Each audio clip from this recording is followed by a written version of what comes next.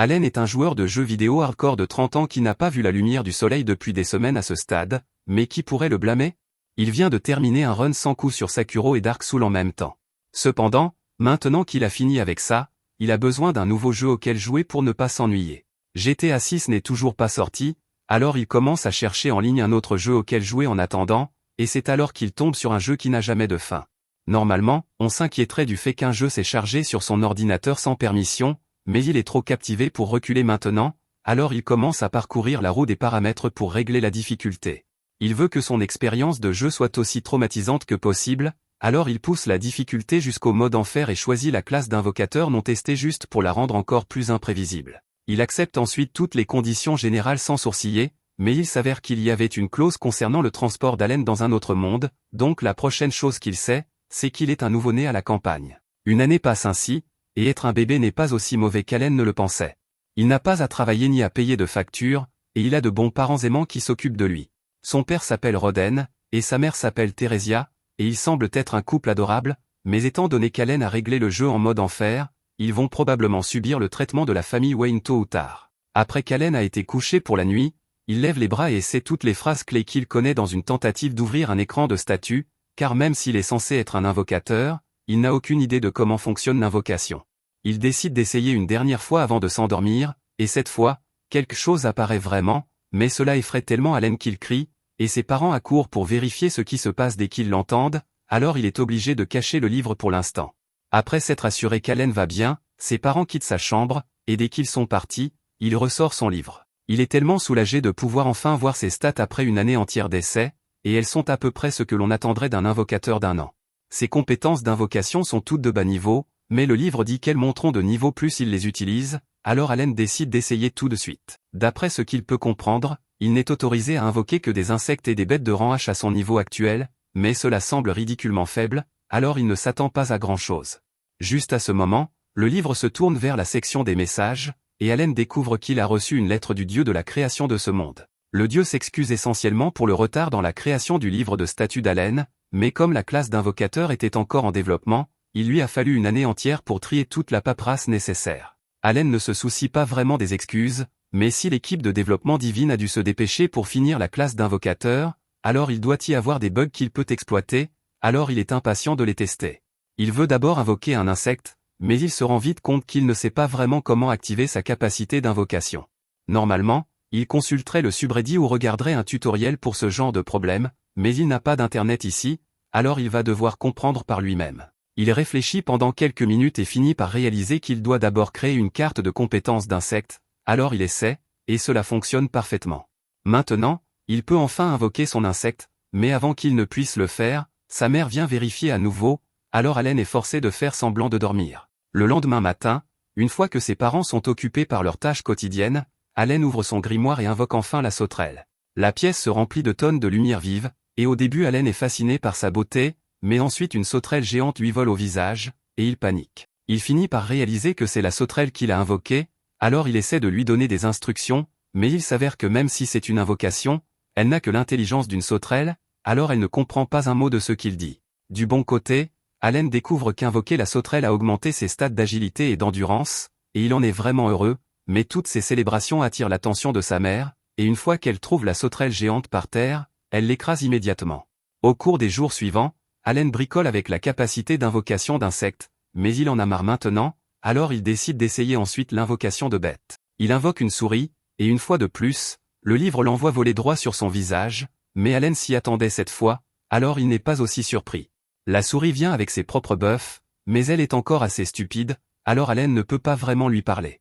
Cela dit, l'une de ses capacités s'appelle Scurry, et chaque fois qu'Allen dit à la souris de l'utiliser, elle le fait sans faute. Cela dit, la capacité de cette souris est carrément inutile, alors Allen pense qu'il devra monter le niveau de ses capacités pour invoquer des créatures plus puissantes. Son grimoire dit qu'il peut stocker jusqu'à 10 cartes d'invocation à la fois, et heureusement, les buffs de chaque invocation s'additionnent également, donc s'il cumule 10 cartes d'invocation de souris, son attaque et ses PV augmentent de 10. Cela le rend déjà plus fort que n'importe quel bébé ordinaire, mais il va devoir monter le niveau de ses compétences s'il veut devenir vraiment surpuissant. Normalement, cela ne serait pas difficile à faire, mais rappelez-vous qu'Allen a sélectionné le mode enfer parce qu'il pensait que la difficulté serait amusante? Eh bien, Monter de niveau nécessite maintenant 100 fois l'expérience normale, alors il va être coincé à Farmer pendant longtemps. Juste à ce moment, Roden revient d'une longue journée de chasse, et il est complètement couvert de sang, mais c'est bon parce que ce n'est pas son sang. Il explique qu'il vient de chasser un grand sanglier avec les autres hommes du village, et Allen semble vraiment intéressé, alors Roden lui demande s'il aimerait venir le voir. Allen accepte avec excitation, alors Roden le hisse sur ses épaules et commence à l'emmener vers le site de la mise à mort. C'est la première fois qu'Allen voit vraiment le monde extérieur, alors il profite de toutes les nouvelles vues, mais cela a pris beaucoup plus de temps pour arriver au sanglier qu'il ne le pensait, alors il a fini par s'endormir dans les bras de Roden. Une fois arrivé sur le site, Roden réveille Allen pour lui montrer le sanglier, et Allen est stupéfait parce que cette chose est absolument massive, et je ne suis même pas sûr de comment Roden a réussi à l'abattre en premier lieu. Quelques instants plus tard, les villageois à proximité remarquent que Roden est revenu, alors ils commencent tous à l'acclamer parce qu'il est le MVP du jour. Allen demande si un grand sanglier est vraiment si fort, alors Gerta explique que c'est un monstre de rancée et qu'il faut généralement au moins 20 hommes pour en abattre un, alors ils sont plutôt coriaces. Cette info est vraiment utile pour Allen car elle lui donne une référence solide sur l'écart de force entre les rangs, mais avant même qu'il puisse penser à invoquer un monstre de haut rang, Allen va devoir commencer à farmer de l'XP pour monter de niveau. 10 mois de farming intensif plus tard, Allen est enfin monté au niveau 2 en tant qu'invocateur, et cette augmentation vient avec de grands avantages, comme un boost général de ses stats, ainsi que la capacité d'invoquer des créatures de rangée et de les fusionner, mais cela nécessite beaucoup de MP, alors Allen mange précipitamment son dîner pour récupérer un peu de mana et retourne dans sa chambre pour essayer. Malheureusement, lorsqu'il ouvre son grimoire, celui-ci lui dit qu'il n'a toujours pas assez de mana pour fusionner des invocations parce que son MP maximum est trop bas, alors il semble qu'il va devoir farmer encore plus avant de pouvoir essayer quelque chose de nouveau. Lorsqu'Allen a 3 ans, il a enfin augmenté ses stats de MP suffisamment pour utiliser sa compétence de niveau 2, et avec la fonction de fusion, il est capable de créer un oiseau de rangée, qu'il nomme Chappie.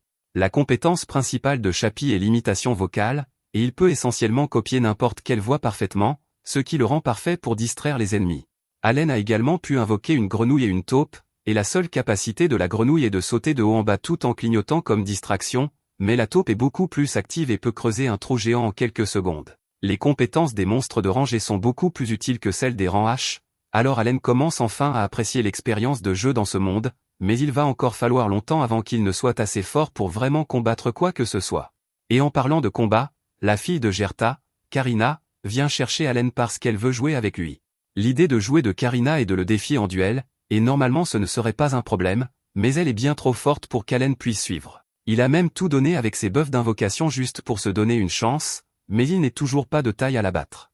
À la fin de la journée, Allen et Karina rentrent à la maison, et apparemment, pendant qu'Allen farmait son XP cette année dernière, Roden et Theresia étaient occupés, parce qu'elle est à nouveau enceinte. Comme sa mère ne peut plus faire beaucoup de travail physique, Allen se porte volontaire pour aider avec la récolte pour faciliter les choses à Roden. Il est sûr de pouvoir le faire parce qu'avec tous ses buffs, il a à peu près la force et l'endurance d'un adulte maintenant, mais Theresia et Roden ne pensent pas qu'il serait juste de faire travailler leur fils, alors ils lui disent qu'il devrait se contenter de faire des tâches ménagères de base et de jouer avec Karina. Roden lui rappelle qu'il finira par grandir et devoir trouver un travail, alors il devrait profiter de son temps en tant qu'enfant tant qu'il n'a pas besoin de travailler. Allen est un peu contrarié d'avoir été refusé au début, mais ensuite il se souvient que le travail à la ferme est incroyablement éreintant, et aucun père ne voudrait forcer son enfant de 3 ans à faire ce genre de travail, alors il accepte de laisser tomber.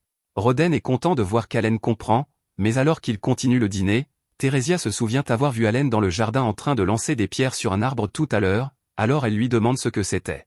Allen dit qu'il s'entraînait juste pour l'autodéfense au cas où un monstre attaquerait leur maison, mais en réalité, il essayait de voir s'il pouvait apprendre des compétences autres que l'invocation en répétant une action encore et encore, mais il n'a pas eu beaucoup de chance avec ça. Roden est impressionné par l'éthique de travail d'Allen et dit qu'il a hâte à sa cérémonie d'appréciation. Allen n'a jamais entendu parler de la cérémonie d'appréciation auparavant, alors il demande à Roden ce que c'est, et il est informé que lorsqu'on a 5 ans, on est apprécié pour découvrir quel talent on peut avoir, et si Allen a la chance de recevoir un talent puissant, il pourrait devenir très riche et prospère à l'avenir. L'hiver arrive, et Allen décide d'invoquer une sauterelle dans la neige pour voir combien de temps elle peut survivre, et elle tient toute une journée ici, alors il est assez satisfait. Cependant, cette satisfaction disparaît rapidement lorsque Karina sort et commence à lui demander de nouveau de se battre contre elle. Sans surprise, Allen se fait battre à plate couture, mais pendant qu'il était occupé par son duel contre Karina, il a complètement oublié la sauterelle qu'il avait invoquée, et elle finit par grimper sur la jambe de Theresia, l'effrayant tellement qu'elle finit par tomber, et tomber enceinte et grave. Rodin accourt pour vérifier son état, et elle dit qu'elle va bien, mais clairement elle ne l'est pas, parce que cette chute l'a mise en travail, alors le bébé arrive aujourd'hui, qu'il le veuille ou non. Rodin dit à Karina d'aller appeler sa mère à l'aide, et une fois qu'elle arrive, elle aide Theresia pendant l'accouchement, alors au matin, la famille a un tout nouveau bébé garçon. Tout le monde est ravi, mais Allen ne sait pas ce qu'il devrait ressentir à ce sujet. Il n'est toujours pas sûr de pourquoi un jeu l'a réincarné dans ce monde, mais même si c'était inattendu, il n'avait pas grand-chose de prévu au Japon, alors il n'est pas contrarié par la façon dont les choses ont tourné. C'est pourquoi il a décidé de se concentrer uniquement sur la montée de niveau et la protection de sa nouvelle famille, parce qu'elle est ce qui compte le plus pour lui. Au printemps, puisque la cérémonie d'évaluation d'Allen approche, il demande à son père quelques détails sur son déroulement. Son père lui dit que tous les enfants doivent la subir une fois qu'ils atteignent l'âge de 5 ans, et que s'il arrive qu'il ait une compétence extraordinaire, il a une chance raisonnable d'accéder aux grandes ligues, mais malheureusement, la concurrence est féroce cette année car beaucoup d'autres enfants atteignent aussi 5 ans, et cela inclut Krena. Ils se dirigent tous vers la ville des roturiers pour subir l'évaluation, mais en approchant de l'église, Allen remarque que beaucoup d'autres roturiers ont l'air très bien apprêtés. Comparé à eux, ils portent quasiment des haillons, et maintenant qu'il y pense, il porte des haillons depuis le jour de sa naissance, donc les finances de sa famille doivent être bien en dessous de la moyenne pour ce monde, mais cela ne le dérange pas vraiment. Ils se rassemblent tous devant l'église, et alors que les prêtres sortent, ils entendent beaucoup de gens se moquer des cassos dans la foule, alors ils disent à tout le monde qu'il ferait mieux de faire attention à ce qu'ils disent.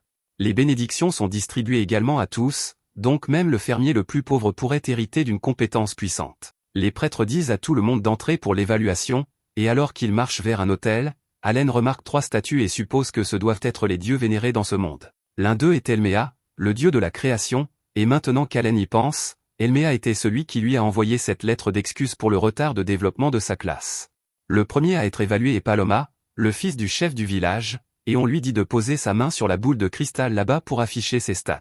Paloma fait comme indiqué, et sur le mur de pierre est révélé qu'il possède la classe marchand, une nouvelle que son père est très heureux d'entendre. Allen s'attendait un peu à plus de choses, mais c'est fondamentalement la même chose que ce que fait son grimoire, la seule différence étant le fait qu'il utilise des classements par lettres au lieu de chiffres. Alors que l'évaluation continue, certains enfants reçoivent des talents forts tandis que d'autres n'en reçoivent aucun du tout, et quelques heures plus tard, les seuls restants sont Krena et Allen. Krena est la suivante, alors elle court vers la boule avec excitation et pose sa main dessus, mais elle se met soudain à briller d'une lumière intense et aveuglante. Son père craint que quelque chose n'ait mal tourné avec l'évaluation, mais il s'avère que les prêtres n'arrivent tout simplement pas à croire ce qu'ils voient.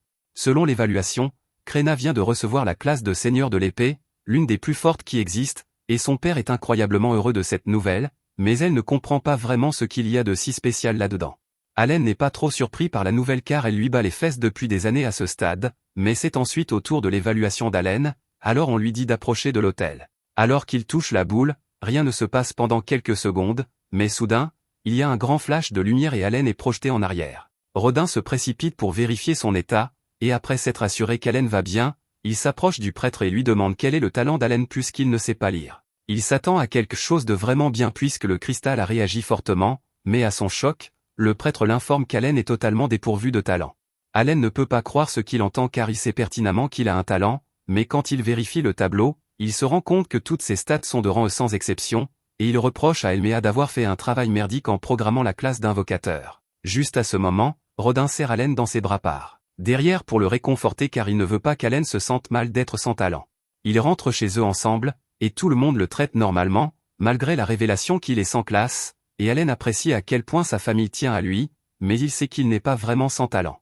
Il peut toujours utiliser son grimoire normalement, alors il suppose que ses stats de rang E doivent être dus au fait qu'il joue en mode enfer. Tous les autres enfants avaient le même âge que lui et étaient relativement égaux en force, donc leur rang doit refléter leur croissance future à mesure qu'ils monteront de niveau, donc puisqu'Allen nécessite 100 fois l'expérience normale pour monter de niveau, ses stats sont toutes bloquées au rang E, même si ses attributs réels sont assez forts. La plupart des gens seraient frustrés par ce genre de revers, mais Allen n'est pas un joueur occasionnel sale qui aime jouer au jeu pour s'amuser réellement. Il vit pour le grain écrasant, mais il ne peut s'empêcher de s'inquiéter qu'il y ait quelque chose qui cloche avec sa classe d'invocateur car au bas de son évaluation, il a vu apparaître un code d'erreur déroutant, donc il va envoyer beaucoup de réclamations aux développeurs à ce sujet. Le lendemain matin, Allen sort avec sa famille pour rendre visite à la famille de Krena, mais il remarque que son père a agi un peu bizarrement ces derniers temps.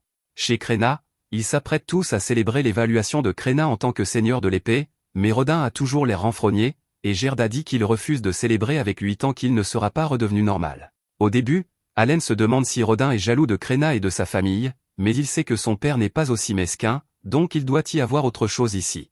Tous deux continuent de se disputer un instant jusqu'à ce que Gerda révèle que Rodin a mentionné rompre les liens entre leurs familles avant de s'asseoir ensemble. Rodin défend sa décision en rappelant à Gerda que Crenna est maintenant un seigneur de l'épée et que cela signifie qu'elle a pratiquement un billet garanti pour quitter ce petit servage. Elle pourrait même devenir noble si elle a de la chance, et si cela arrive, alors être proche d'une famille pauvre comme celle de Rodin ne ferait que la freiner. Gerda crie qu'il se fiche de tout ça, mais Rodin insiste en disant qu'il fait ça pour le bien de Gerda, et les deux reprennent leur dispute, mais finalement leur femme les sépare et les calme. Allen est un peu surpris de voir à quel point tout le monde était calme face à toute cette histoire, alors il demande à la femme de Gerda s'il est normal qu'ils se disputent ainsi. Elle explique que ce genre de choses arrivait tout le temps, mais qu'ils se réconciliaient toujours après. Tous les quatre sont en fait des amis d'enfance qui ont grandi dans le même village, et il y a environ 10 ans, quand on a commencé à parler de créer une nouvelle colonie, ils ont tous décidé de participer à l'effort et de travailler ensemble pour construire leur maison.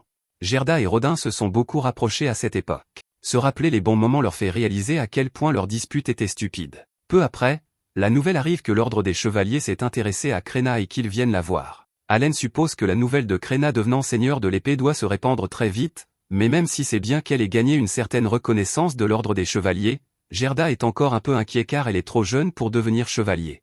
Juste à ce moment, un des enfants qui a obtenu un bon talent lors de la cérémonie d'évaluation affronte Allen et lui dit qu'en tant que perdant sans talent, il n'a pas sa place ici. Allen ne se soucie pas vraiment d'être insulté puisqu'il a toujours son pouvoir d'invocateur, mais Crenna ne supporte pas que quelqu'un s'en prenne à son meilleur ami, alors elle dit à l'enfant de reculer. Lui tranche presque le doigt avant que Gerda ne la retienne. Juste à ce moment, le chef annonce que l'ordre des chevaliers est enfin arrivé, et tout le monde est ravi car ils ont rarement l'occasion de voir les chevaliers en personne. Le chef appelle Gerda et Crenna pour qu'ils viennent se présenter au capitaine des chevaliers. Crenna est incroyablement excitée car elle a toujours voulu devenir chevalier, alors rencontrer le capitaine des chevaliers doit être un rêve devenu réalité pour elle. Allen se demande si les chevaliers vont emmener Crenna à la capitale pour l'entraîner, mais avant que le capitaine des chevaliers ne puisse dire quoi que ce soit, Gerda prend la parole et dit qu'il ne peut pas laisser partir Crenna car elle est encore trop jeune. Le capitaine dit que l'âge n'a pas d'importance car si elle est un seigneur de l'épée, alors ses compétences seraient plus que suffisantes pour qu'elle survive à l'entraînement, donc il ne devrait pas y avoir de problème. À moins, bien sûr, qu'il n'ait menti sur le fait que Crenna soit un saint de l'épée juste pour tromper l'ordre des chevaliers. Gerda assure au capitaine qu'il ne ment pas, mais il est déjà trop tard car le capitaine a décidé de mettre Crenna à l'épreuve. Il ordonne à son vice-capitaine de se préparer à avoir un duel avec cet enfant de 5 ans, et sans hésiter, le vice-capitaine accepte. Gerda essaie de faire reconsidérer sa décision au capitaine des chevaliers car il ne veut pas mettre la vie de Crenna en danger, mais on lui dit que si elle ne se bat pas, cela servira de preuve qu'elle a menti sur sa classe, et elle ainsi que toute sa famille seront exécutés. Les chevaliers sortent alors une épée pour qu'elle l'utilise, et la plupart des enfants seraient terrifiés à ce stade, mais Crenna a tellement soif de combat qu'à la seconde où elle réalise qu'elle va pouvoir utiliser une vraie épée, elle dit qu'elle est prête à accepter le duel. Tout le monde se met en position pour le duel, et Lebrun affronte Crenna. Alors que le match commence, Crenna charge Lebrun de toutes ses forces. Vos yeux ne vous trompent pas, elle brandit une épée qui fait 2 fois sa taille comme si de rien n'était, et elle donne du fil à retordre à Lebrun, mais il la tient encore relativement facilement à distance. Le capitaine des chevaliers semble peu impressionné par les compétences de Crenna jusqu'à présent, mais alors que le combat continue, elle parvient à bloquer l'une des frappes de Lebrun et se prépare à riposter. Cependant, Lebrun la propulse de l'autre côté de la rue et contre l'un des murs. Gerda est furieux de la façon dont sa fille est traitée, mais avant qu'il ne puisse faire quoi que ce soit, il est poussé au sol par les chevaliers avec Allen et Rodin quand ils essaient d'intervenir. Allen trouve cela complètement injuste car que Crenna soit un seigneur de l'épée ou non, un adulte est forcément plus expérimenté au combat qu'elle. Cependant, soudainement, Crenna se relève et une aura menaçante l'entoure. Sans dire un mot, elle lance une autre attaque totale avec une concentration laser, et cette fois elle submerge complètement Lebrun, à tel point qu'elle finit par trancher son épée en deux et lui faillit emporter la tête avec. Crenna est déçue que le combat soit déjà terminé, mais elle s'est bien amusée, alors elle remercie Lebrun d'avoir joué avec elle et s'en va, le laissant avec la conscience qu'il vient de perdre contre une enfant de 5 ans. Gerda est soulagée que Crenna ait réussi à survivre et commence à la féliciter pour avoir bien fait, mais ensuite, le capitaine des chevaliers s'approche, et Gerda devient sur la défensive car il ne le veut pas près de sa fille. Le capitaine des chevaliers reconnaît maintenant que Crenna est bien un seigneur de l'épée, et il s'excuse de l'avoir forcé à se battre en duel. Il dit qu'il aimerait discuter de son avenir avec lui, mais Gerda refuse fermement. Le capitaine dit qu'il peut amener ses amis avec lui à la réunion si cela peut le rassurer, et cela rendrait Gerda un peu plus en sécurité, alors il accepte. Ils se rassemblent tous chez le chef pour le déjeuner, et Zénov s'excuse à nouveau pour sa conduite précédente. Il explique qu'il a été envoyé ici par le baron de ce territoire pour déterminer s'il y avait vraiment un seigneur de l'épée dans ce village, et les résultats sont indéniables. Zénov mentionne qu'il y a 3 ans, un saint de l'épée est né dans la famille de comptables, mais cela semble bizarre à Allen car il sait pertinemment que les saints de l'épée ne peuvent n'être que de bas statuts sociaux selon le design du jeu, donc celui-là devait être un faux. Ce seigneur de l'épée a ensuite servi la famille royale mais n'a pas répondu aux attentes là-bas, et lors d'une réévaluation, il a été découvert qu'il était en fait un simple épéiste prétendant être un seigneur de l'épée. Il a aussi été découvert plus tard que plusieurs nobles exagéraient grandement leurs capacités, donc le royaume a dû établir une politique de tolérance zéro pour les résultats de talents falsifiés. Cela dit, il est toujours vraiment désolé d'avoir fait subir à Krenna une épreuve aussi dure. Il dit à Gerda qu'il n'a pas à s'inquiéter qu'ils lui prennent Krenna car ils ne le feront pas. Ils veulent qu'elle continue son entraînement à la maison, et quand elle aura 12 ans, si elle le souhaite, elle pourra fréquenter l'académie pour devenir chevalier. 2 ans d'entraînement plus tard, Allen débloque enfin le niveau 3 de son grimoire, et il en est vraiment excité. Cette montée de niveau lui octroie la compétence améliorée, ce qui signifie qu'il peut maintenant renforcer ses invocations, et il peut également en maintenir 30 de rang F simultanément, donc les améliorations qu'il peut accumuler vont être incroyables. Il prévoit d'expérimenter avec cela plus tard, mais pour l'instant, il doit rentrer à l'intérieur pour le dîner. Concernant les nouvelles de la famille d'Allen, son petit frère va avoir 2 ans, et sa mère est de nouveau enceinte, donc il va avoir un autre petit frère, une sœur. Ses parents commencent à réfléchir à un nom pour le nouvel enfant, et à ce moment-là, Allen reçoit par hasard un message du dieu de la création, Elmia, alors il dit son nom à haute voix inconsciemment. Ses parents comprennent de travers et supposent qu'Allen suggère qu'il devrait nommer le bébé d'après le dieu de la création, ce qui est un grand interdit dans ce monde, et Allen ne peut pas vraiment expliquer pourquoi il l'a dit.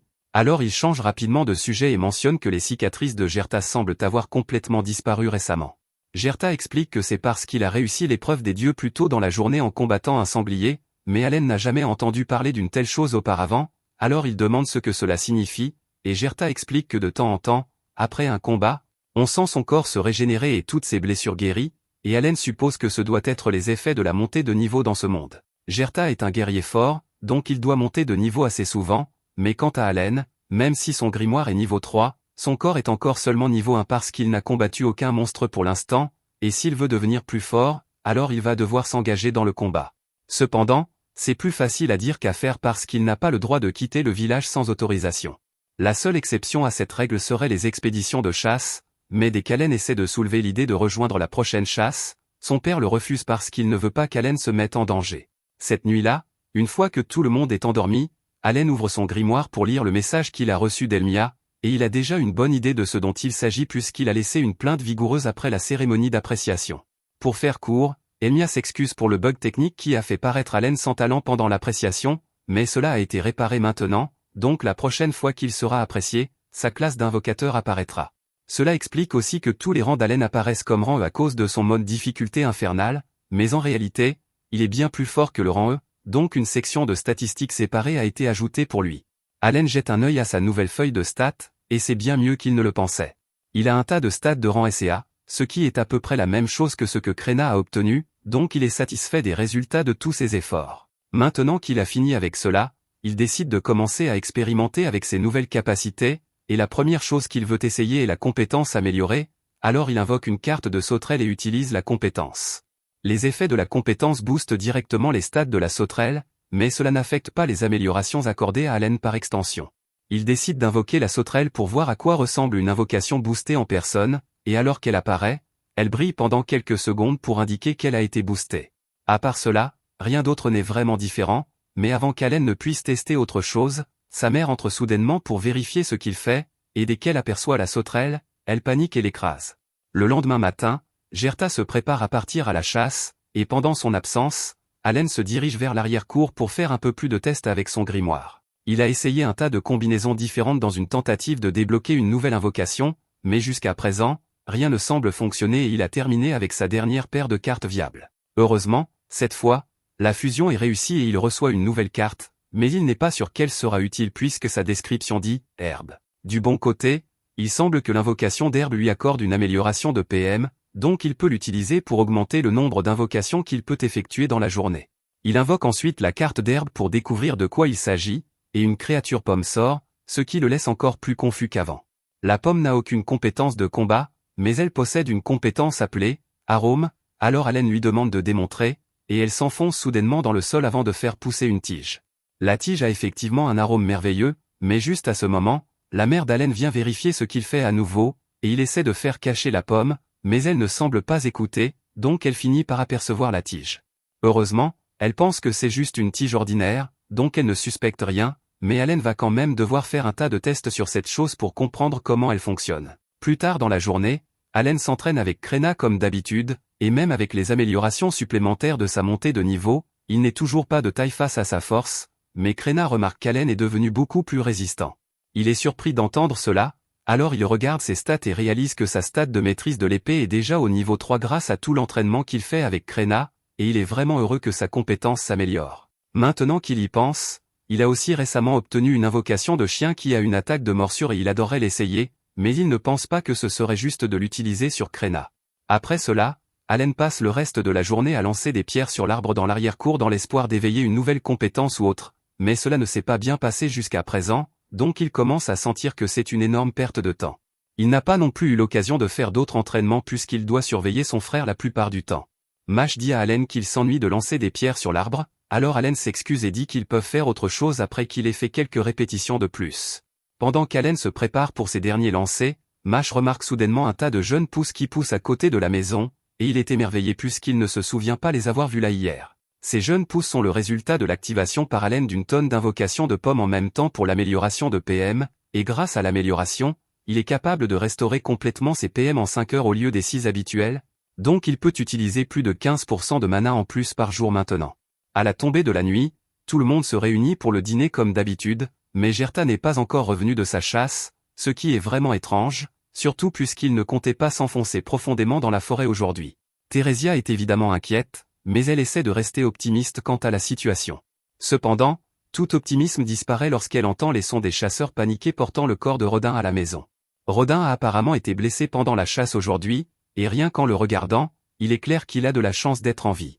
Il a été frappé par une des défenses du sanglier dans le ventre, et bien que les autres chasseurs aient réussi à cautériser la plaie pour le garder en vie, il est toujours au bord de la mort. La seule raison pour laquelle il a même réussi à tenir si longtemps était grâce à l'herbe de soin qu'ils lui ont donnée sur le chemin du retour. Theresia est surprise d'entendre cela puisque l'herbe de soin est vraiment chère et elle ne comprend pas comment ils ont réussi à s'en procurer, alors Gerta explique que lorsque le capitaine des chevaliers s'est excusé pour la façon dont il les a traités, une partie des excuses était un sac de pièces d'or, c'est ce qu'ils ont utilisé pour acheter les herbes, mais ce n'était pas suffisant pour guérir complètement Rodin.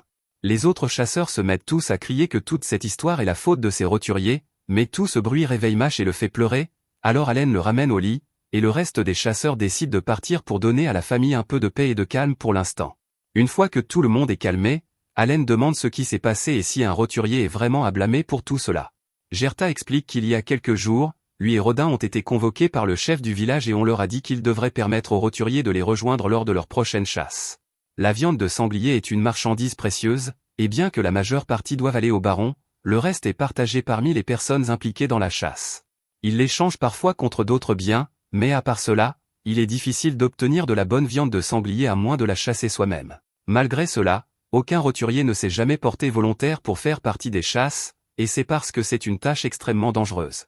Il y a des morts chaque année et encore plus de blessés, donc la plupart des roturiers évitent généralement de s'impliquer, mais puisque Rodin est récemment devenu célèbre en tant que chasseur légendaire, beaucoup de roturiers ont eu l'impression qu'aussi longtemps que Rodin était présent, ils pouvaient simplement le laisser s'occuper du sanglier tandis qu'il récoltait les bénéfices ensuite, alors ils ont demandé au chef de les inclure dans les chasses. Rodin et Gerta étaient contre l'idée, mais ils ne pouvaient pas refuser un ordre du chef, alors ils ont été forcés de laisser les roturiers rejoindre, et cela s'est passé aussi mal qu'ils le pensaient. Pendant les séances d'entraînement, tous les roturiers ont fait preuve de négligence, et quand le moment de la chasse est enfin venu, au moment où ils se sont réellement retrouvés face à face avec un sanglier, ils ont tous eu peur et ont lâché leurs armes en s'enfuyant. Cela a complètement brisé la formation du groupe de chasse, mais, comme si cela ne suffisait pas, un des roturiers est tombé pendant que le sanglier le poursuivait, alors Rodin est instinctivement intervenu pour le protéger, mais il s'est fait embrocher dans l'estomac en conséquence. Les autres ont finalement réussi à tuer le sanglier, alors Gerta dit qu'il apportera la part de viande destinée à Rodin d'ici demain, mais il n'y a pas grand-chose d'autre qu'il puisse faire pour aider, et Allen se sent comme un raté total parce que jusqu'à présent, il s'était concentré uniquement sur sa propre montée de niveau au lieu d'aider réellement sa famille. Dès le lendemain matin, Rodin reprend connaissance et tout le monde est heureux qu'il soit en vie, mais Allen est encore profondément pensif. Il avait traité ce monde comme un jeu tout ce temps, mais pour les gens qui vivent ici, ce n'est pas un jeu, c'est leur réalité, et ils doivent lutter pour survivre, donc le moins qu'il puisse faire est d'utiliser son pouvoir pour les aider. Un peu plus tard, Gerta revient avec la part de viande de Rodin comme promis, et il est soulagé de voir que Rodin est réveillé, mais il est encore en très mauvais état, donc il ne pourra probablement plus chasser pour préparer l'hiver. Gerta propose de partager ses réserves avec Rodin et sa famille pour aider, et Rodin l'apprécie, mais soudainement, Allen prend la parole et dit à tout le monde qu'il veut prendre la relève de Rodin. Ils peuvent tous voir qu'il est sérieux à ce sujet, donc il n'y a pas d'objection, et plus tard ce matin-là, il se met au travail en allant chercher de l'eau au puits. Les autres hommes là-bas le mettent en garde de ne pas en faire trop puisqu'autant d'eau serait difficile pour un enfant, mais Allen est facilement capable de la ramener à la maison. Jusqu'à présent, il avait caché les effets de ses améliorations de stats, mais avec tout le monde déjà concentrant leur attention sur Krena puisqu'elle est une future héroïne, cela devrait aller pour lui de se démarquer un peu. Après avoir fini de chercher de l'eau, il se rend dans les champs avec Gerta pour récolter les pommes de terre. Gerta démontre la meilleure méthode pour sortir les pommes de terre du sol, et il suppose qu'Allen va avoir du mal avec cela, mais à sa surprise, Allen est capable de le faire d'une seule main. Il récolte 3 paniers de pommes de terre en un rien de temps, mais après tout ce travail, il réalise que plus de la moitié de celles-ci doivent être données au baron, et c'est vraiment injuste. Il essaie de trouver comment obtenir plus de nourriture pour sa famille, mais soudainement, le chef se présente et il est là pour s'excuser auprès de Rodin. C'était en partie de sa faute si Rodin a fini dans cet état, alors il voulait réparer les choses, et il a aussi amené le gars qui a causé l'accident pour s'excuser également. Le gars n'a pas l'air d'être une mauvaise personne, il était juste trop effrayé pour réfléchir clairement à ce moment-là, et il accepte l'entière responsabilité de la situation. Rodin n'est pas vraiment en colère contre lui, mais il dit au gars d'être plus prudent la prochaine fois, et il promet de ne pas faire la même erreur 2 fois. Plus tard, Allen se rend dans les champs et défriche une large zone parce qu'il a eu une idée. Il invoque un tas de grenouilles et leur fait utiliser leurs compétences de provocation pour attirer des proies potentielles. Cependant, au lieu des quelques canards qu'il attendait, il finit par attirer un oiseau monstre. Au début, il pense qu'il est préférable de s'enfuir pendant qu'il le peut encore, mais ensuite il réalise que cela aiderait vraiment sa famille Sylvain l'oiseau. De plus, il a un tas d'améliorations de stats, donc il pense qu'il devrait être assez fort pour le gérer et finit par décider d'attaquer. Il court et frappe l'oiseau à travers la tête alors qu'il ne regarde pas, puis il invoque plusieurs chiens pour l'attaquer tous en même temps. Les chiens infligent pas mal de dégâts, mais malheureusement l'oiseau est trop fort pour eux, donc il les élimine un par un. Il se lance ensuite après Allen, et puisque ses invocations ont toutes été vaincues, il a perdu la majorité de ses améliorations également, donc il est en grave danger ici. Il doit agir rapidement s'il ne veut pas finir en nourriture pour oiseaux, donc quand il en a l'occasion, il invoque 2 sangsues qui commencent à sucer le cou de l'oiseau. Allen ne les avait jamais vraiment testées auparavant, mais heureusement, comme prévu, elles semblent avoir une capacité de drain d'énergie, donc elles peuvent affaiblir suffisamment l'oiseau pour qu'il ait une chance. Une fois libéré, Allen invoque encore plus de sangsues et de loups, et grâce à leurs efforts combinés, il est enfin capable de porter le coup final et de vaincre le monstre. Allen a du mal à y croire puisque c'est sa première victime, mais son grimoire confirme que l'oiseau est bien mort, et il a même reçu 100 XP en récompense. Plus tard dans la journée, Allen rentre chez lui avec l'oiseau, et toute sa famille est sans voix parce qu'ils n'arrivent pas à croire qu'il ait réussi à tuer une chose pareille. Allen leur dit qu'il l'a simplement pris par surprise alors qu'il était distrait, ce qui est globalement vrai, mais il a omis la partie concernant ses invocations. Gerta commence à inspecter le cadavre de l'oiseau parce qu'il se demande comment Allen a réussi à le battre avec juste une épée en bois et quelques pierres, mais alors il remarque des marques de morsure sur l'oiseau et interroge Allen à leur sujet. Allen invente une excuse et dit qu'il se battait à l'instinct, donc il a dû faire ce qui était nécessaire, et Gerta commence à imaginer Allen mordant l'oiseau pour sauver sa vie. Mais quelle que soit la manière dont il s'y est pris, c'est quand même un exploit impressionnant, donc il le félicite pour ce bon travail. Il propose même d'aider Allen à saigner et à sécher la viande puisque c'est sa première fois, donc ils se dirigent ensemble vers l'étendoir. L'Albaïron pèse environ 60 kg, mais une fois vidé de son sang, il tombe à environ 20 kg, et seulement environ la moitié de la viande de l'oiseau est réellement comestible. Cela dit, les ailes rapportent une jolie somme, et il y a bien une pierre magique, mais en fin de compte, ils doivent quand même enseigner la plus grande partie au supérieur. Allen pense que toute cette histoire de taxe de 60% sur toute la nourriture est vraiment injuste, et Gerta est d'accord avec lui, mais ils ne peuvent rien y faire. Du moins, c'est normalement le cas, mais puisque la situation d'Allen est un peu unique, il pourrait peut-être faire culpabiliser, je veux dire, négocier, le chef pour qu'il leur permette de garder plus que d'habitude. Un peu plus tard, Allen et Gerta se rendent au bureau du chef pour lui parler de l'oiseau qu'Allen a attrapé, et le chef est très content. Mais alors Gerta suggère qu'Allen ne devrait donner que les ailes comme taxe et garder le reste pour lui. Cela prend le chef au dépourvu, et il essaie d'expliquer qu'ils ne peuvent pas faire ça parce que le baron a demandé plus de nourriture que d'habitude cette année. Mais alors Gerta rappelle au chef que la seule raison pour laquelle Allen a été forcé de sortir chasser était à cause de sa demande déraisonnable qui a conduit à la blessure de Rodin. À ce rythme, la famille d'Allen pourrait vraiment mourir de faim puisqu'ils ont à peine assez à manger, et pour vraiment vendre l'histoire, Allen fait comme s'il allait s'évanouir de faim sur place. Le chef se sent vraiment coupable, mais il hésite encore à réduire les taxes d'Allen, donc pour adoucir un peu l'accord, Gerta propose de jeter dans la balance la pierre magique de l'oiseau. Le chef finit par accepter le marché, et Allen et Gerta sont très heureux de l'entendre, mais ils n'ont pas encore terminé parce qu'Allen demande si cela signifie qu'il peut garder toute la viande à part les ailes pour tous les futurs oiseaux qu'il attrapera. Le chef hésite à nouveau à accepter, mais Gerta lui rappelle qu'il est assez rare qu'un enfant attrape un albaïron tout seul, donc quelles sont les chances que cela se reproduise? Le chef finit par accepter de laisser Allen garder la majeure partie de la viande de toutes ses futures prises en partant du principe qu'il ne pourra pas attraper un autre oiseau de sitôt, mais il avait tort. Plus tard, Allen retourne dans les champs, et cette fois il parvient à attirer 2 albaïrons à la fois. Maintenant, il a parfaitement maîtrisé la stratégie, donc il envoie d'abord les sangsues pour affaiblir les oiseaux, et après cela, il lance quelques pierres sur leur tête pour les désorienter. Ensuite, il ordonne à ses loups d'attaquer avec toute leur force, et après qu'ils ont entamé la santé de l'oiseau, il leur frappe la tête avec son épée pour les achever. Allen part à la chasse tous les 3 jours depuis un moment maintenant, mais c'est la première fois qu'il réussit sans perdre une seule de ses invocations, donc il est vraiment content de lui. Et pour couronner le tout, il a enfin gagné assez d'XP pour passer au niveau 2.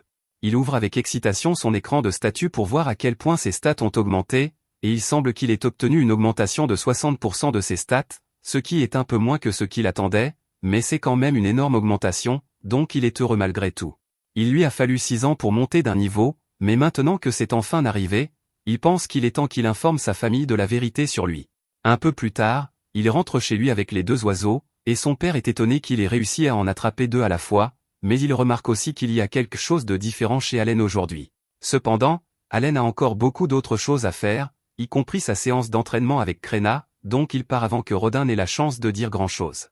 Après la prise d'aujourd'hui, Allen a officiellement capturé 10 oiseaux au total, donc sa famille devrait pouvoir utiliser cela pour passer l'hiver. Il aimerait continuer à chasser des oiseaux pour voir s'il peut atteindre le niveau 3, mais il doute de pouvoir en trouver autant à temps. Grâce à l'augmentation de ses stats, Allen peut maintenant suivre Krena beaucoup plus facilement, mais il a été distrait par ses pensées pendant un moment, et c'était suffisant pour qu'elle se faufile par derrière et lui tape sur la tête. Plus tard dans la nuit, Allen convoque une réunion avec sa famille, et une fois qu'ils sont tous présents, il les informe qu'il n'est en fait pas sans talent.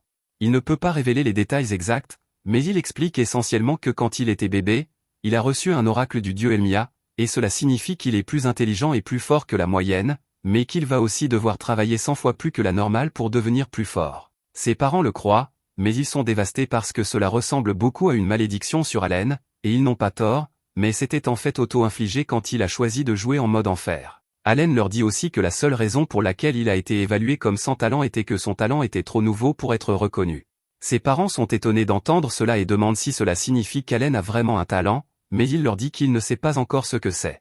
Il a d'abord pensé à révéler le fait qu'il est un invocateur, mais il a finalement décidé de ne pas le faire parce qu'il ne sait pas comment les gens réagiront une fois qu'ils découvriront qu'il peut invoquer et contrôler des créatures vivantes. Même s'ils ne savent pas quel est le talent d'Allen, ils sont soulagés d'apprendre qu'il a du talent parce que maintenant cela explique pourquoi il a passé autant de temps à lancer des pierres sur des arbres et à chasser des monstres, mais ils auraient aimé qu'il leur en parle plus tôt. Rodin demande à Allen ce qu'il prévoit de faire à partir de maintenant, et Allen dit qu'il va continuer à faire de son mieux pour devenir plus fort, donc son père lui rappelle qu'il devrait se sentir libre de demander de l'aide s'il en a besoin. Mais en attendant, il ne devrait probablement en parler à personne d'autre parce que ce serait vraiment grave s'il était pris pour un faux prophète, même s'il est probablement acceptable d'en parler à Gerta puisqu'il n'est pas un rapporteur, et Rodin a vraiment envie de se vanter auprès de lui à quel point Allen est incroyable. Le lendemain, la première neige d'hiver tombe, donc il est temps pour Allen de commencer à troquer avec la viande d'oiseau qu'il a stockée, et Gerta l'accompagne pour lui montrer les ficelles du métier. Gerta prévoit d'échanger une partie de la viande de sanglier qu'il a stockée avant l'hiver. Heureusement, il n'y a pas eu d'autres accidents depuis. Tant qu'il n'y a pas de roturier pour tout gâcher, les chasses se déroulent généralement assez bien, mais entendre cela fait réfléchir Allen, et il se demande quelle est la différence entre des cerfs comme lui et Gerta et les roturiers. Gerta explique que les roturiers ont un statut social plus élevé que les cerfs, et les taxes qu'ils paient sont aussi un peu différentes. Alors que les cerfs doivent payer 60% de toute la nourriture qu'ils produisent comme taxe, Les roturiers ne doivent payer qu'une taxe par tête, ce qui signifie qu'ils paient une pièce d'or par personne chaque année. Allen demande s'il est possible pour un serf de devenir un roturier, et Gerta explique que c'est en effet possible, mais qu'il faudrait payer un tribut de 10 pièces d'or pour le faire. Allen fait un calcul rapide, et puisque sa mère attend un autre bébé, il aurait besoin de payer 50 pièces d'or pour qu'ils deviennent tous des roturiers, ce qui est beaucoup d'argent, mais il va y arriver tôt ou tard. Allen passe le reste de la journée à suivre Gerta pour apprendre combien vaut sa viande d'oiseau dans le système de troc, et au deuxième jour, il en a une compréhension suffisamment décente pour faire le voyage par lui-même. Un sac de sel lui coûte environ 5 morceaux de jerky, et ce même sac de sel vaudrait 5 pièces d'argent, donc un morceau de viande vaut une pièce d'argent. Avec le système de monnaie, une pièce d'or vaut environ 100 pièces d'argent, donc si Allen veut économiser 50 pièces d'or pour sa famille, alors il va devoir chasser l'équivalent de 500 morceaux de viande d'Albaïron. Cela semble beaucoup, mais Allen est sûr de pouvoir le faire en quelques années. Pour son prochain arrêt, Allen se rend à la boutique de potions locale et demande s'ils ont des potions de récupération de MP. Le vendeur dit à Allen qu'il ne vend rien d'aussi fantaisiste, donc Allen demande s'il a plutôt des herbes de soin en stock. Entendre Allen mentionner l'herbe de soin touche une corde sensible chez le vendeur parce qu'il a fait une mauvaise affaire la dernière fois qu'il en a vendu une. Il se souvient qu'un type nommé Gerta est venu ici supplier d'acheter de l'herbe de soin pour sauver son copain. Cela coûte généralement 5 pièces d'or, mais Gerta n'en avait que 3 à l'époque, donc il a supplié le vendeur de lui faire une réduction et a promis de rembourser plus tard. Gerta semblait tellement désespéré que le vendeur a décidé de l'aider, et à son crédit, il est bien revenu payer le solde plus tard, mais le vendeur était vraiment inquiet à l'époque d'avoir été arnaqué. Allen sait que son père n'aurait pas survécu si le vendeur n'avait pas accepté de faire une réduction à Gerta ce jour-là, donc il le remercie pour sa gentillesse et lui offre un morceau de viande d'oiseau en cadeau. Plus tard, Allen marche dans les rues quand il repère une boutique d'armes, et il est surpris qu'une seule arme puisse coûter jusqu'à 50 pièces d'or à elle seule. Mais pendant qu'il s'occupe de ses affaires, tout à coup, Dogora sort de nulle part et cherche à se battre avec lui. Il essaie d'asseoir sa domination et de convaincre Allen de devenir son serviteur, mais Allen ne va pas laisser passer ce genre de manque de respect, donc il pose ses bagages et sort son épée en bois avant de la pointer vers Dogora. Maintenant, il pourrait botter le cul de Dogora tout de suite et en finir, mais il veut que cette raclée soit juste, donc il dit à Dogora d'aller chercher une arme. Dogora accepte le défi et part en courant chercher sa massue, et il pense avoir l'avantage, mais Allen est beaucoup plus habile en combat grâce à son entraînement avec Krena, donc il nettoie le plancher avec Dogora sans difficulté. Pour faire court, au printemps, Dogora commence à venir chez Allen pour qu'Allen puisse l'entraîner, mais il est encore loin de pouvoir rivaliser. Mash a aussi commencé à s'entraîner avec Krena, mais elle y va beaucoup plus doucement avec lui qu'avec Allen puisqu'il est encore nouveau dans le combat. Pendant qu'Allen regarde les deux, Dogora essaie de l'attaquer par surprise, mais les réflexes d'Allen sont trop rapides pour ça, donc il finit par tomber et se blesser au genou dans le processus. Cette nuit-là, Rodin et Gerta reviennent, et ils ont de mauvaises nouvelles parce qu'ils viennent juste d'avoir une réunion avec le chef du village, et il dit que le baron veut qu'il livre 15 sangliers au lieu des 10 habituels cette année. Il exige aussi qu'ils permettent aux roturiers de chasser avec eux à nouveau cette année, mais après ce qui s'est passé la dernière fois, Rodin et Gerta y étaient totalement opposés. Même ainsi, ils ne peuvent pas aller à l'encontre d'un ordre direct du baron, donc ils n'ont d'autre choix que de laisser faire et d'espérer le meilleur. C'est alors qu'Allen prend la parole et dit à tout le monde qu'il a un plan. La raison pour laquelle la participation des roturiers à la chasse est un problème est qu'ils sont pratiquement inutiles, mais il a d'innombrables heures d'expérience dans tous les MMO imaginables, et il est confiant qu'il peut rendre même le nouveau le plus désespéré utile à l'équipe, donc il demande à être chargé de l'entraînement des roturiers avant les chasses. Quand le moment de la prochaine chasse arrive enfin, Rodin emmène Allen rencontrer les autres chasseurs et leur dit qu'il aimerait utiliser une des stratégies de chasse d'Allen aujourd'hui, mais il précise bien qu'Allen n'est là que pour observer aujourd'hui, donc il ne combattra pas. Allen avait déjà accepté cet arrangement, mais il est un peu déçu que son père ne le laisse pas se battre plus qu'il avait hâte de monter de niveau. Cependant, Rodin n'a pas cédé, donc il ferait mieux de prendre ce qu'il peut avoir. Le plus important pour cette expédition est qu'il forme suffisamment les nouveaux pour qu'ils puissent se débrouiller seuls, car il ne voudrait pas que ce qui s'est passé la dernière fois se reproduise. En parlant de la dernière fois, le gars responsable de la blessure de Rodin vient s'excuser à nouveau, et il dit à Rodin que si quelque chose de mal arrive aujourd'hui, il n'a pas besoin de se mettre en danger pour le protéger. Rodin dit au gamin que tout ce qu'il a à faire, c'est de se concentrer sur son rôle, et s'il peut faire ça, alors avec un peu de chance rien ne tournera mal. Sur ce, l'équipe de chasse s'enfonce dans la forêt à la recherche de sa proie. Techniquement, c'est la première fois qu'Allen est autorisé à quitter les murs du village pour entrer dans la forêt, donc il est très excité. Une fois dans la forêt, Gerta rappelle le plan à tout le monde et leur dit de prendre leur position. Quelques nouveaux servent d'appât pour attirer un sanglier, et une fois que le sanglier sort des broussailles en chargeant, il est intercepté par Gerta et son équipe. Après avoir réussi à arrêter le sanglier, Rodin et les autres arrivent en courant sur les côtés et le poignardent encore et encore. C'est la stratégie que Rodin et les autres ont utilisée avec succès pour chasser depuis 10 ans, mais elle ne fonctionne pas très bien avec des nouveaux sans colonne vertébrale, c'est pourquoi Allen a suggéré un petit changement, tandis que les autres feront toujours la majeure partie du travail pour abattre le sanglier. Les nouveaux se tiendront sur le côté pour ne pas gêner, et au bon moment, Allen leur dit d'aller poignarder le sanglier avec les autres. Comme fonctionne l'expérience dans ce monde, ils ont juste besoin d'infliger un peu de dégâts au sanglier pour recevoir des XP, donc ça devrait les aider à monter de niveau. Les garçons font comme Allen l'a indiqué, et effectivement, alors que le sanglier est vaincu, ils sentent une soudaine vague de puissance parcourir leur corps, ce qui signifie qu'ils doivent avoir passé l'épreuve des dieux, ou en d'autres termes, qu'ils viennent de monter de niveau. Allen est vraiment content que son plan ait fonctionné comme prévu, mais malheureusement, il n'a pas pu profiter de ses XP gratuits puisqu'il n'a pas porté de coup au sanglier. Le lendemain, Allen est près du puits avec quelques-uns des gars plus âgés quand il entend que l'un d'eux s'est concentré sur la découpe de viande au lieu de chasser puisque sa femme est enceinte et qu'il veut jouer la sécurité. Comme c'est le cas, Allen lui demande une petite faveur. Il conduit l'homme jusqu'à sa maison et lui montre le lot d'Albaran qu'il a récemment capturé. L'homme est étonné qu'un si petit garçon ait pu attraper autant d'oiseaux, mais Allen explique qu'il a un petit problème, il ne peut pas gérer la découpe de tous ces oiseaux tout seul, donc il espérait que l'homme l'aiderait un peu. En échange, Allen est prêt à lui donner 2 paquets de viande par oiseau découpé. L'homme est plus que disposé à aider puisque c'est une très bonne affaire pour lui, mais il demande à Allen s'il est vraiment d'accord pour donner autant de viande en paiement. Allen l'assure que c'est bon, et la raison pour laquelle il est d'accord, c'est que ces oiseaux ne font pas partie des réserves de nourriture de sa famille. Allen a attrapé ces oiseaux spécifiquement pour pouvoir les vendre et gagner les 50 pièces d'or dont il a besoin pour élever le statut de sa famille. Plus tard dans la journée, Allen est de retour dans la forêt avec le groupe de chasse, et ils ont quelques nouveaux supplémentaires avec eux aujourd'hui. Le plan est d'élargir progressivement le groupe jusqu'à ce qu'ils aient assez de personnes pour faire 2 groupes et chasser 2 fois plus de sangliers comme le baron le voulait, mais Allen est encore un peu curieux de savoir pourquoi le baron s'intéresse tant à augmenter la quantité de sangliers capturés, puisqu'il n'y a pas de pénurie de nourriture ou quoi que ce soit. C'est alors qu'un sanglier charge hors de la forêt, donc tous les chasseurs se préparent. Comme la dernière fois, après que le sanglier a été maîtrisé, les nouveaux sont appelés à se joindre au coup de grâce. Comme la dernière fois, les nouveaux montent tous de niveau grâce à l'expérience gratuite gagnée, mais grâce à un raisonnement rapide d'Allen, il a aussi réussi à récolter les bénéfices de la mise à mort. Tout ce qu'il a dû faire, c'est envoyer un de ses sauterelles et la laisser se faire écraser par le sanglier pour techniquement faire de lui un participant de la bataille, et ça a fonctionné comme il l'espérait puisqu'il a réussi à atteindre le niveau 3, mais il se sent un peu coupable d'avoir sacrifié une de ses invocations comme ça. 3 mois plus tard, Allen et les autres sont invités à aller au manoir du chef pour célébrer le début d'une nouvelle année, et maintenant que la fête est terminée, lui et Krina rentrent chez eux à pied. Krina est très heureuse puisqu'ils ont eu beaucoup de bonbons gratuits, mais Allen suppose que c'était juste une récompense pour avoir atteint le quota de 15 sangliers. Ils finissent par rentrer chez eux et retrouvent leur famille alors qu'elles s'apprêtent à organiser leur propre célébration du Nouvel An.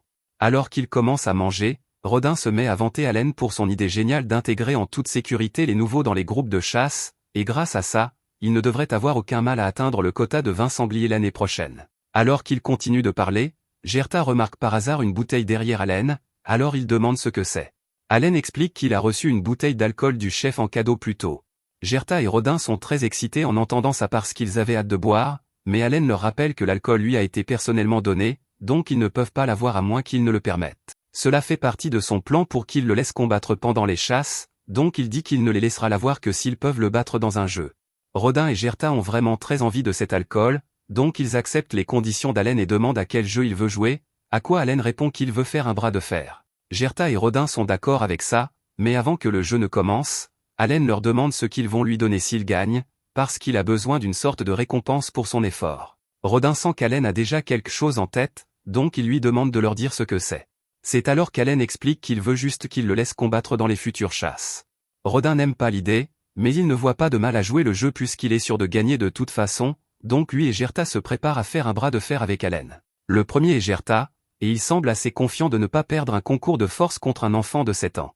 Malheureusement pour lui, Allen a stocké toutes les améliorations de force disponibles avec ses invocations, donc alors que le match commence, Allen égalise la force de Gerta et finit par réussir à le dominer. Gerta n'arrive pas à croire qu'il a perdu, mais Rodin s'y attendait un peu compte tenu de toutes les choses incroyables qu'Allen a faites récemment.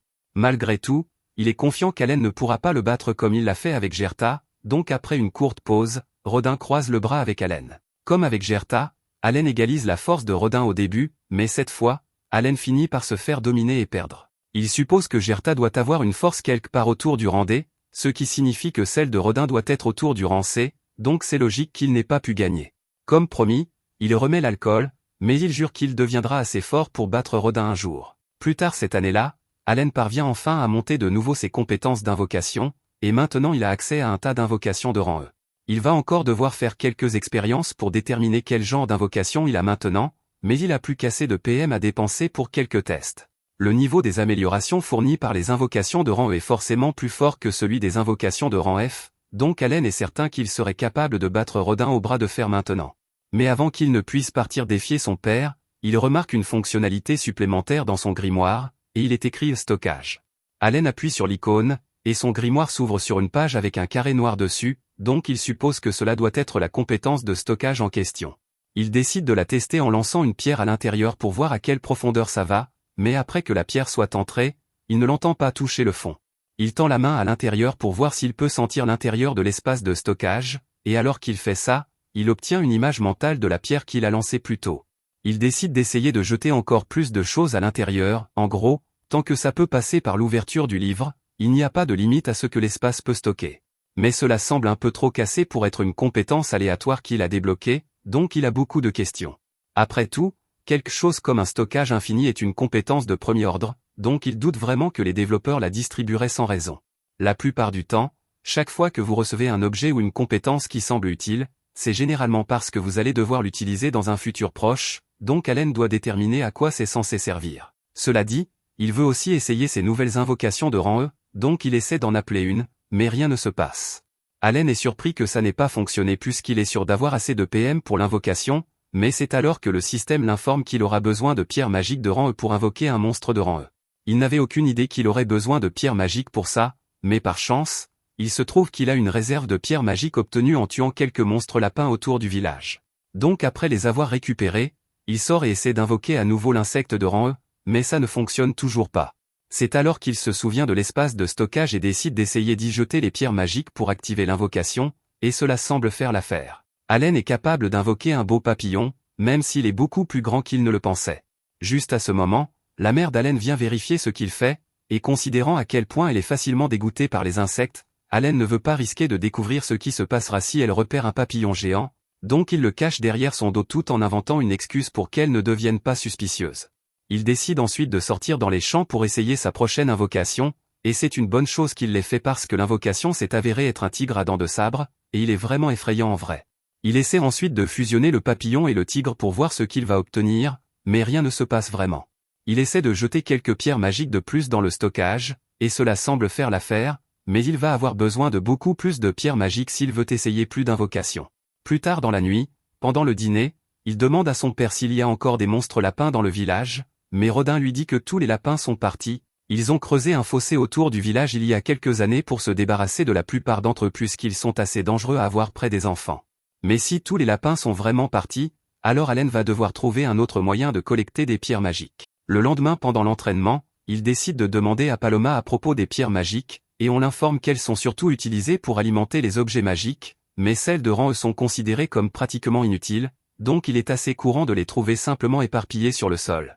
Allen n'avait même pas envisagé la possibilité qu'il puisse trouver les pierres magiques sur le sol, mais maintenant qu'il le sait, il a beaucoup de fouilles à faire. Un peu plus tard, Allen a réussi à rassembler assez de pierres magiques pour débloquer toutes ces nouvelles invocations, et il peut déjà imaginer à quel point il deviendra puissant s'il continue à progresser, parce que sa capacité d'invocation lui permet de remplir tous les rôles d'un groupe moyen tout seul, donc avec d'innombrables bêtes à sa disposition, il sera imbattable. Un peu plus tard, le chef invite Rodin, Gerta et Allen à dîner et leur apprend que le baron a apparemment l'intention de rendre visite au village le mois prochain. Il dit qu'il veut observer la chasse aux sangliers, ce qui contrarie beaucoup Gerta car le baron leur a déjà causé assez de stress avec ses augmentations de quotas de sangliers. Rodin dit qu'il n'a aucun problème à ce que le baron observe les chasses, mais il ne comprend pas pourquoi Allen a été appelé pour transmettre une telle nouvelle, et c'est alors que le chef révèle qu'il espérait en fait qu'Allen serve de guide au baron pendant son séjour en ville. Allen n'aime pas personnellement l'idée de devoir divertir le baron, mais au rythme où il va, il lui faudra près de 10 ans pour chasser assez d'oiseaux et faire accéder sa famille au statut de roturier, et c'est bien trop long. Cependant, s'il parvient à impressionner suffisamment le baron, il pourrait obtenir une promotion de sa part, alors il décide de le faire. Un mois plus tard, le baron Granville arrive au village avec sa fille, Cécile, et le capitaine chevalier Zénophe, et ils sont ramenés chez le chef pour le déjeuner. Tout d'abord, Granville s'excuse d'avoir fait une demande aussi déraisonnable avec la viande de sanglier l'année dernière, mais il ne pouvait tout simplement pas refuser un ordre direct du roi. Le chef est choqué d'apprendre que l'augmentation du quota de sanglier vient du roi lui-même, mais Granville précise que le véritable coupable derrière tout cela était le vicomte Carnal parce qu'il a délibérément attiré l'attention sur la viande de sanglier devant le roi pour le pousser à donner cet ordre. Un peu plus tard, le plat est servi, et Granville et Cécile sont tous deux émerveillés par la saveur de la viande. Granville demande au chef comment s'appelle le plat, mais le chef ne sait pas quoi répondre, alors Haleine intervient et explique que la viande provient d'un oiseau qu'il a chassé et préparé hier, spécifiquement pour que le baron ait les ingrédients les plus frais pour son repas. Granville est impressionné par les bonnes manières d'Haleine, alors il demande s'il est le fils du chef, mais Zénophe se souvient de l'avoir rencontré lors de son dernier passage au village et le reconnaît comme le fils de Rodin, le célèbre pourfendeur de sangliers. Le baron est impressionné par les manières d'Haleine et lui demande si, par hasard, il vient d'une famille d'anciens chevaliers, mais le chef explique qu'Haleine et sa famille ne sont que des serfs. Dès que Cécile entend cela, elle s'indigne que le chef ait laissé un sale serf mettre les pieds dans la salle des invités, mais son père la gronde et lui dit que les serfs sont des membres à part entière du fief, et qu'elle ne peut pas les traiter comme des moins que rien. Cécile s'excuse pour ce qu'elle a dit, mais maintenant elle en veut à Haleine pour une raison quelconque, et il peut déjà dire qu'elle va lui compliquer la vie plus tard. Heureusement, contrairement à sa fille, le baron semble être une personne raisonnable, alors quand Haleine explique qu'il va être chargé de leur faire visiter les lieux lors de la chasse de demain, il le remercie d'avoir accepté de jouer ce rôle et dit qu'il s'en réjouit.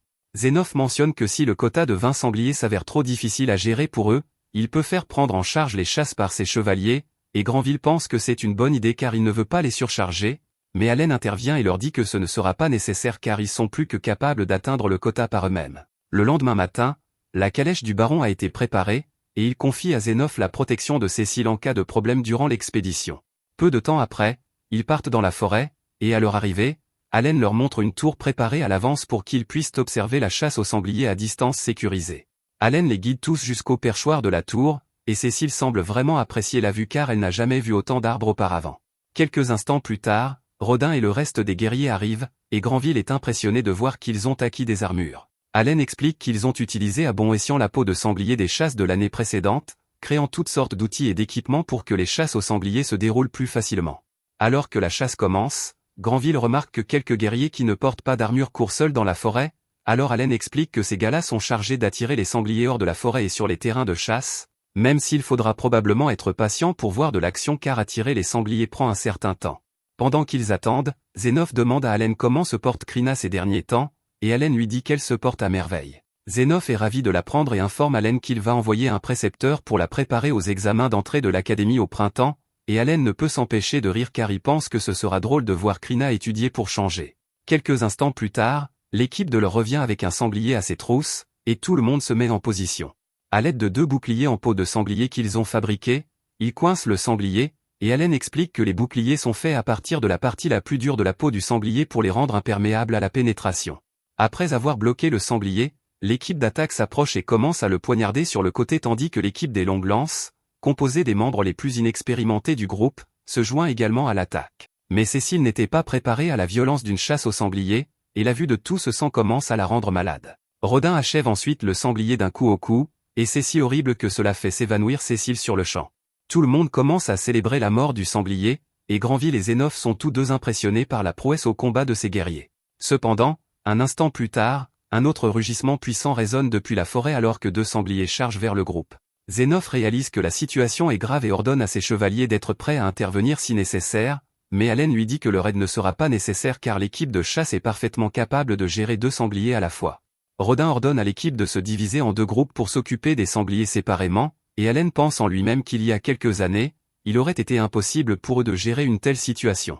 La raison principale est qu'ils devaient toujours donner 60% de leur chasse en impôts, donc au lieu de fabriquer des équipements avec les matériaux obtenus des sangliers, ils étaient obligés de tout échanger pour survivre. Cependant, avec une stratégie de chasse efficace, ils ont réussi à gagner plus de marge de manœuvre en ce qui concerne l'allocation de leurs matériaux, et avec l'équipement amélioré, ils sont plus que capables d'en gérer 2 à la fois.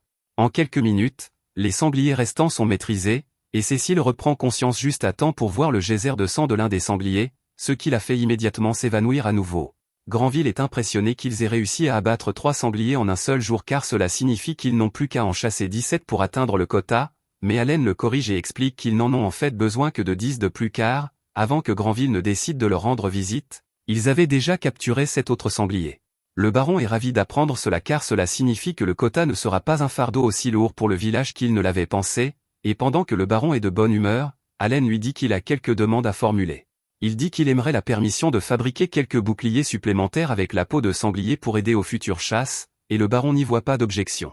Mais la deuxième demande d'Allen est de demander la permission d'échanger de l'alcool en dehors du village.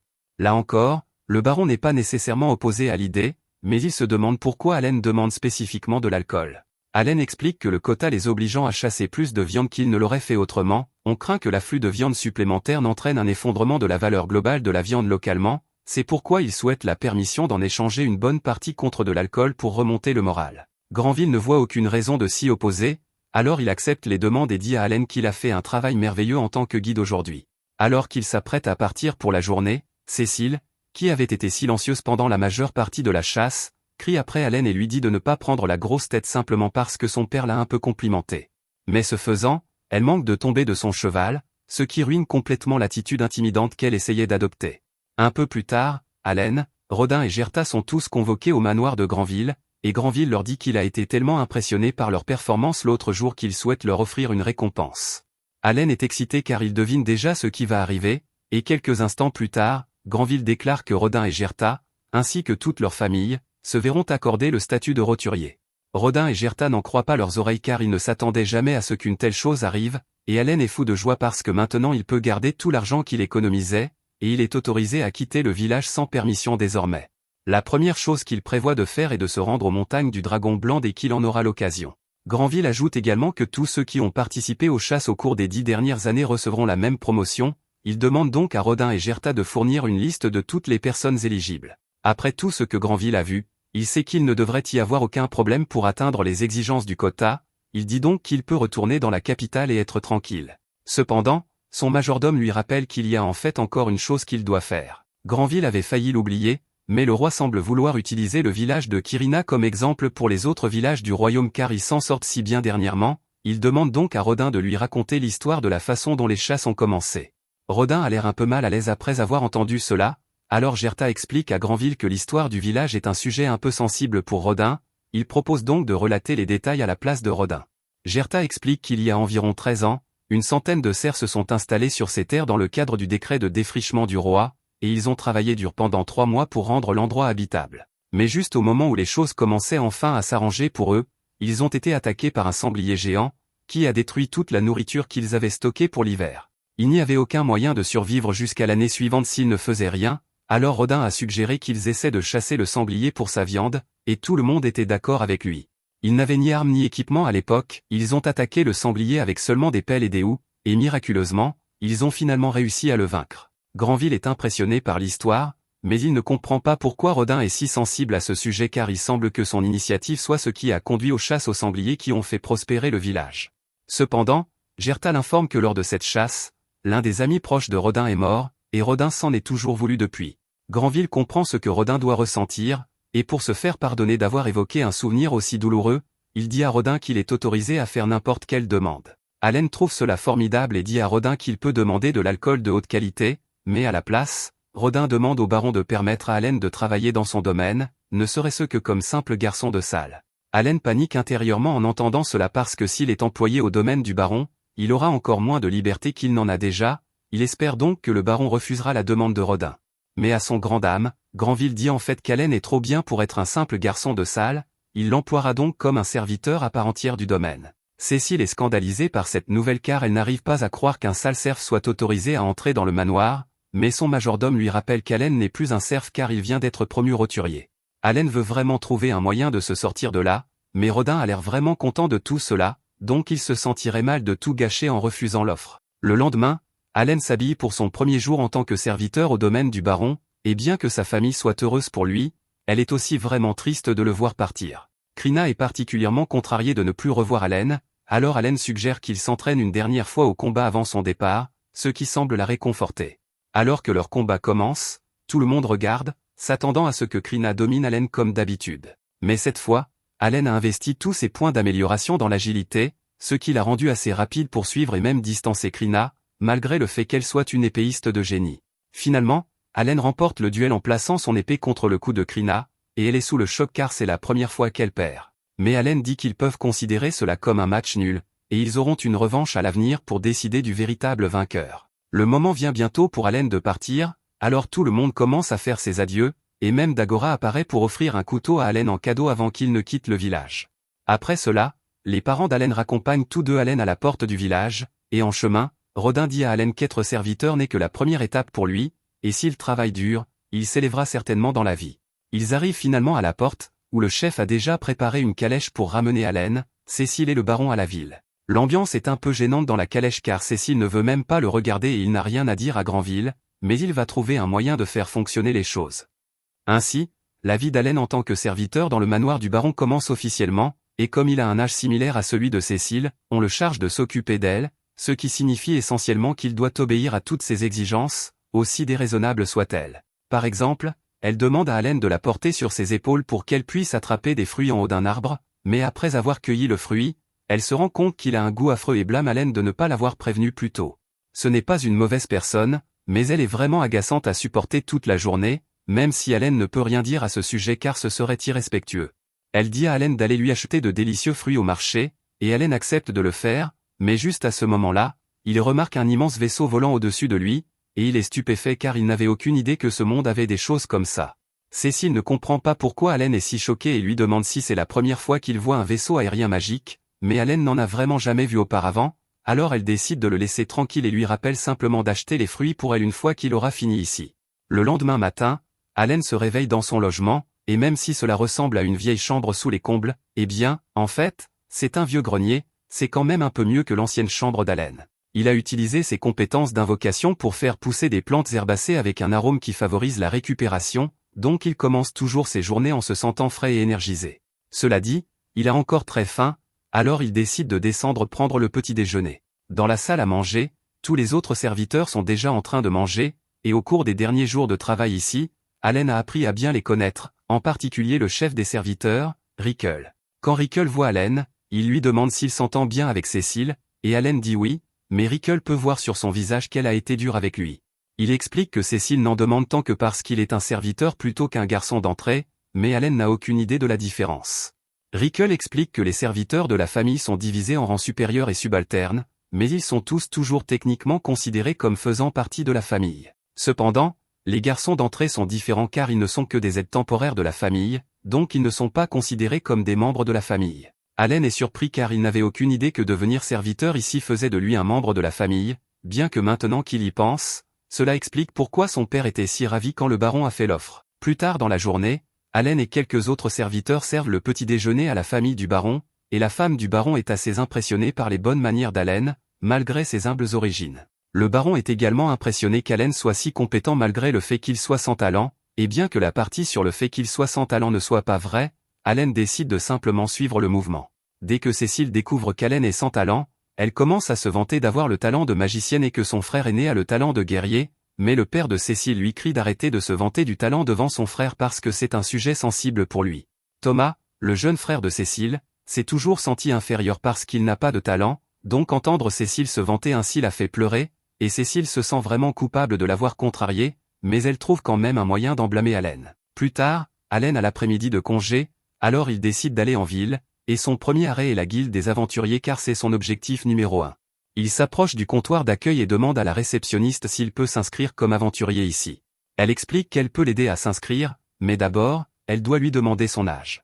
Allen l'informe qu'il a 8 ans, mais malheureusement, elle lui dit que l'âge minimum pour s'inscrire comme aventurier est de 12 ans, donc il n'est pas autorisé à le devenir. Allen est dévasté d'apprendre cela car il ne veut pas devoir continuer à être serviteur pendant 4 ans, mais comme il n'y a rien d'autre à faire pour aujourd'hui, il décide de se diriger vers le tableau des avis pour recueillir des informations.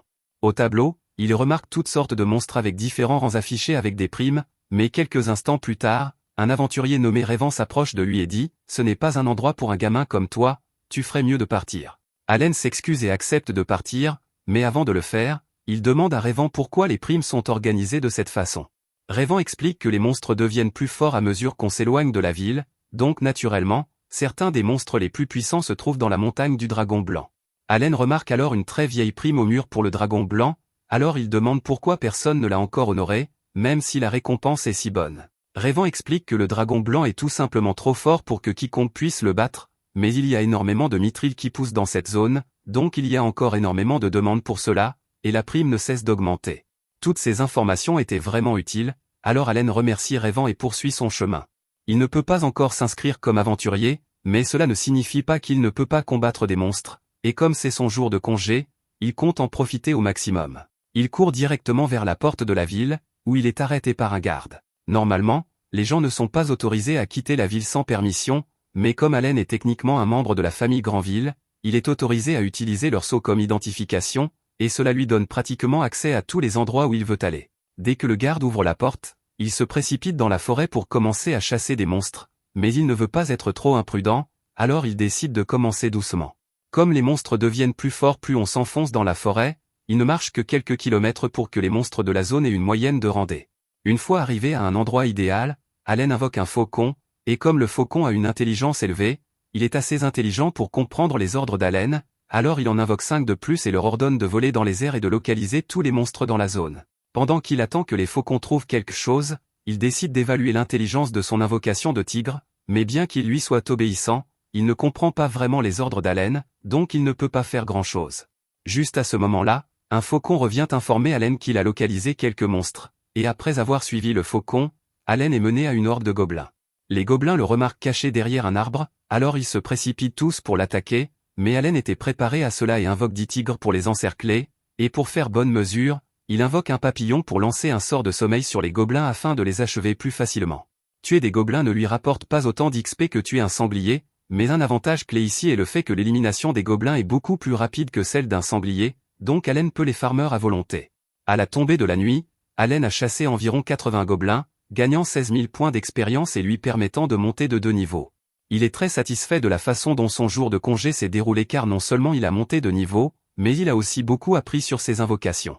Par exemple, le sort de sommeil du papillon a 80% de chance de réussir à endormir un gobelin, et les pierres magiques de rang D ne peuvent pas être utilisées pour créer des invocations de rang E, même si elles ont plus de valeur. Quoi qu'il en soit, même s'il est tard, Allen veut continuer à farmer, alors il demande au faucon d'aller chercher d'autres monstres à combattre, mais ils se contentent tous de le regarder sans bouger.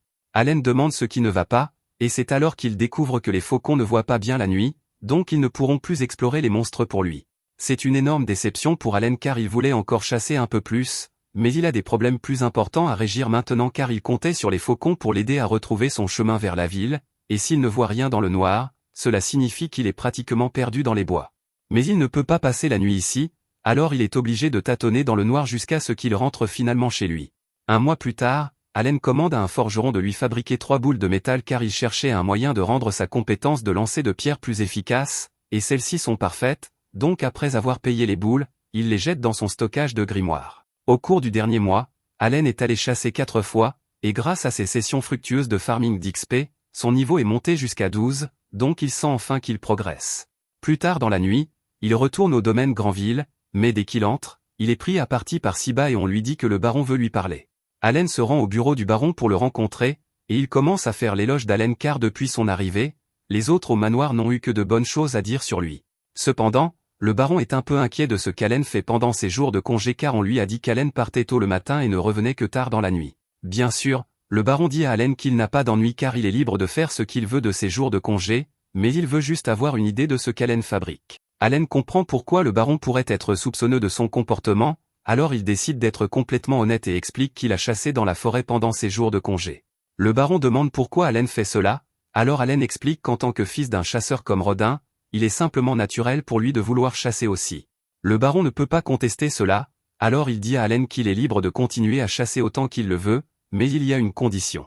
Siba suppose qu'Allen doit chasser des lapins de rang E puisqu'il ne sait pas qu'il est assez fort pour gérer des gobelins de rang D, alors il dit à Allen qu'il ne peut pas vendre la viande qu'il attrape aux bouchers locaux car cela pourrait causer un scandale si cela devenait public. Au lieu de cela, Siba propose que le domaine achète toute viande chassée par Allen à une pièce d'argent par lot, ce qui est plus élevé que le taux du marché actuel. Allen est ravi de cette nouvelle, d'autant plus que, jusqu'à présent, il jetait toute la viande qu'il ramassait, donc cela lui donnera l'occasion de gagner un peu d'argent supplémentaire. 6 mois plus tard, Allen est dans la forêt pour l'une de ses chasses hebdomadaires, et aujourd'hui il prévoit de tuer au moins 100 gobelins et quelques lapins à cornes à ramener au manoir. Juste à ce moment-là, un de ses faucons revient, et il suppose que cela doit signifier qu'il a trouvé plus de monstres, mais un instant plus tard, le reste des faucons revient également, et ils semblent tous agir assez étrangement, donc Allen réalise que quelque chose doit clocher. Il décide de suivre les faucons même s'il n'a aucune idée d'où ils le mènent, mais un instant plus tard, il tombe sur Rayvan et son groupe en grande difficulté contre une horde de gobelins. Rayvan est déjà hors de combat, et avec Rita comme seule autre combattante de l'équipe, la situation ne s'annonce pas bien pour eux, alors Allen décide de se joindre à eux pour aider. Il lance ses boules de métal sur quelques gobelins, mais bien que cela fasse beaucoup plus de dégâts que de lancer des pierres, cela ne suffit pas à les tuer complètement, et il n'avait que 3 munitions, donc ce n'était pas aussi efficace qu'il l'avait espéré. Normalement, il pourrait gérer les gobelins sans effort en invoquant quelques tigres, mais il ne veut pas encore utiliser ses pouvoirs devant d'autres personnes, donc il va devoir se salir les mains. Il charge sur l'un des gobelins, et comme il est maintenant au niveau 12, il est beaucoup plus fort qu'avant, donc il peut facilement gérer un gobelin de rang D tout seul sans l'aide de ses invocations. Il procède ensuite à éliminer quelques gobelins de plus pendant le temps qu'il faut à Rita pour en tuer un, et grâce à lui, ils sont en sécurité, mais la vie de Rayvan est toujours en danger ici. Rita supplie Melcy de se dépêcher de soigner Rayvan, mais malheureusement, Melcy n'a plus de mana, donc elle ne peut plus utiliser de sort de soin. Dans son état actuel, Rayvan ne survivra pas assez longtemps pour retourner en ville, alors Allen propose d'utiliser de l'herbe de soin qu'il a créée avec son invocation, et avec cela, la blessure de Rayvan est complètement guérie.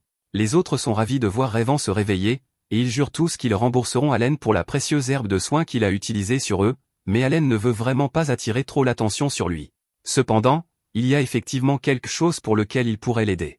Il leur dit qu'il collecte actuellement des pierres magiques de rang E, donc s'il pouvait en rassembler environ 100 pour lui, cela l'aiderait énormément. Rayvan et les autres sont surpris que ce soit tout ce qu'Allen veut puisque les pierres magiques de rang E ne valent pratiquement rien, mais puisqu'il insiste, Rayvan promet qu'ils auront les pierres prêtes pour Allen d'ici la semaine prochaine, et les deux se disent au revoir. Quelques jours plus tard, Allen est de retour au travail en tant que serviteur de Cécile, et elle lui demande actuellement de la soulever pour qu'elle puisse atteindre un pot de confiture. Allen lui demande pourquoi elle fait ça, alors elle lui explique qu'elle veut faire de délicieux biscuits pour commémorer le retour de son frère Mii, mais Allen n'avait aucune idée que Mii revenait, et il est tellement choqué qu'il perd l'équilibre, faisant tomber Cécile.